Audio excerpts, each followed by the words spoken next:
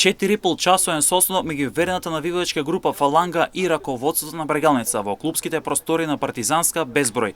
Во изјава за телевизија Емнет, Ристи Ивановски како претставник од Фалангата рече дека сопственикот Кирил Гогов ја признал вината како што вели Ивановски и ја превземал одговорноста за лошите резултати.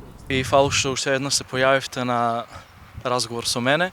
Значи 4,5-часовен состанок имаше пред 3 дена, обавен во просториите на Партизанска Безброј во фудбалскиот клуб Брегалница.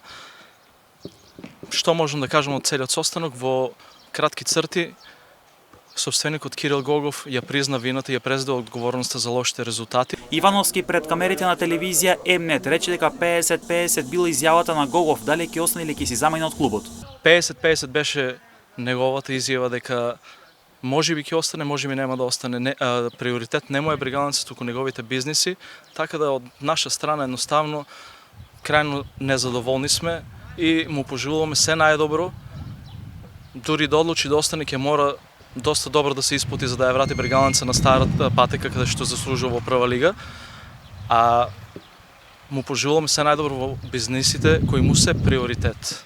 Ивановски вели дека вчера бил одржан состанок со градоначалникот и представници на двете политички партии. Од друга страна ни кажа дека имаат состанок со градоначалникот и представници од двете политички партии. На тој состанок е разговарано вчера. За подетални информации можете да му се обратите на него. Ние имаме информации веќе како бил и како течел состанокот. Ивановски додаде дека ќе имаат уште еден состанок на кој ќе разговараат со Гогов за неговите планови со Брегалница. На тој состанок разговаравме и ни беше посочено дека после состанокот со градоначалникот и двете политички партии, Кирил Гогов ќе не повика повторно на состанок и ќе ни соопшти неговите планови, дали ќе заминува, дали останува, ако останува какви планови има со Брегалница, кои се неговите амбиции и сето тоа ќе биде презентирано на маса.